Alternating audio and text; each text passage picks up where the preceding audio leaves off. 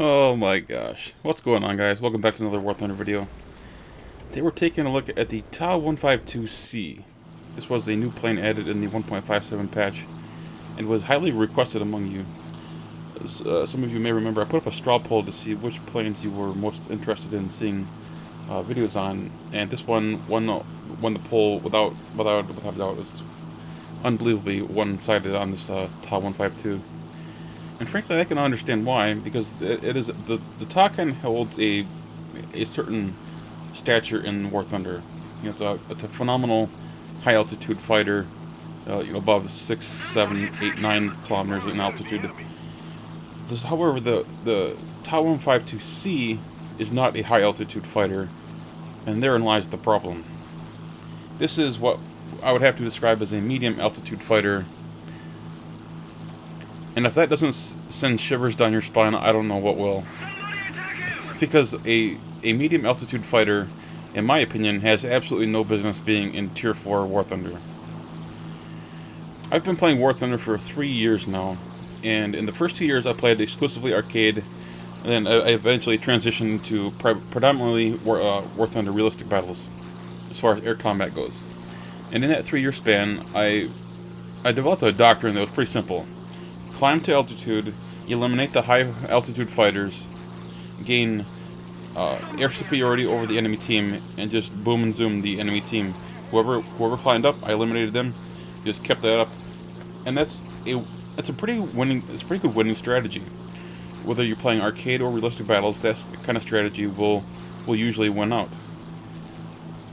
The problem when you introduce a fighter like the TOW-152C is that it's not capable of climbing up to those kinds of altitudes where you're going to find other Tier 4 fighters.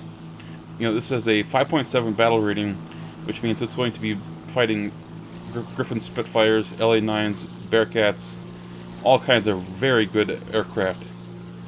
The only planes you're not going to be able to outclimb are the planes where the pilots choose not to climb. The aircraft that you go against are capable of outclimbing you without question. There's no challenge there whatsoever to outclimb the TOW-152C. It's whether or not they choose to climb, and that's a whole complicated matter as to why people choose not to climb, but we're not going to get into that. Instead, we're going to talk about what this plane can do and what it can't do. It can't climb very well, and I should, just for the sake of record, I should point out that all the footage that you see in this video is of a plane that is not spaded. Generally speaking, I like to spade my planes before I take them into realistic battles. Here, I've only got the radiator unlocked and the first 20mm cannon unlocked. So this is predominantly a stock aircraft. However, I have spoken to numerous people who have paid gold to spade their planes, and their experiences are not all that dissimilar to mine. You're not capable of climbing above those vehicles, those Bearcats, the Griffin Spits, LA-9s, etc. So you're going to be at an altitude disadvantage. When you don't have an altitude advantage over someone, it limits your options as to how to evade their attack. The TOW-152C does have a very good roll rate, but it does not turn at all, and this elevator is rather sluggish in my opinion. So this further complicates things.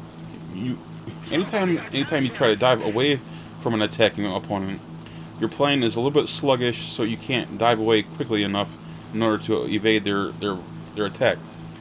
So your roll rate is the only thing you have really going for you from a defensive position.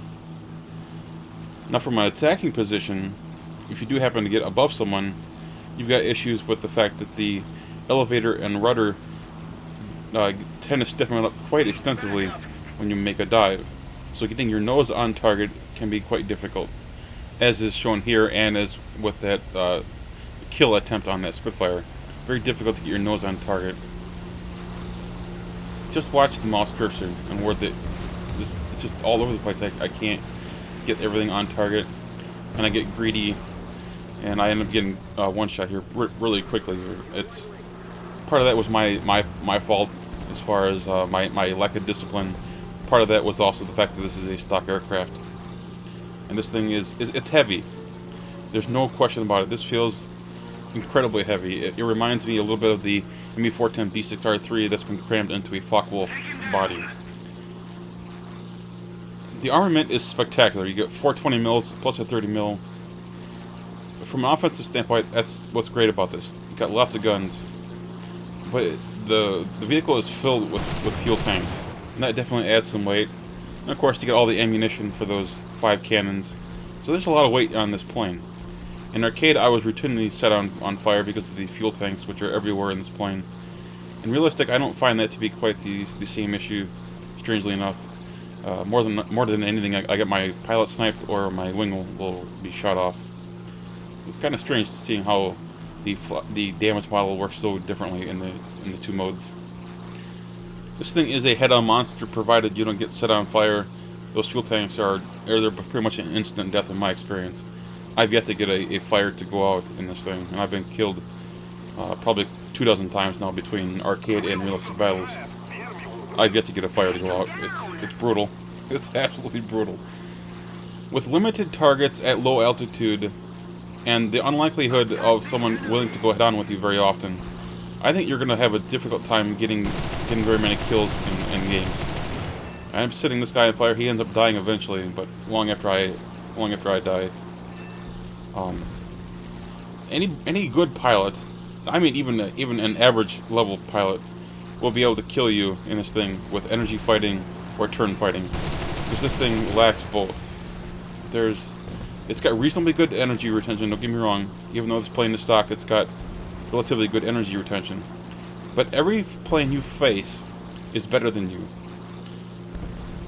At 5.7, you're going to be up-tiered against Bearcats all day long, and this is the typical experience that I'm having. It's constantly being boom-zoomed by Bearcats because you can't climb compared to them. Unless you side climb for 10-15 minutes and let the fight devolve into a furball at 1,000 meters, then you really don't have a very good chance of survival. If you're looking for a fighter to use at 5.7 in realistic, I would go with the D9, and I wouldn't even bother with this thing. It's not a very good plane. Anyway, guys, that's going to wrap it up for today's first look at the TOSHIBA. If you enjoyed this video, click that thumbs up button. And of course, if you're new to the channel, please subscribe. Take care, guys.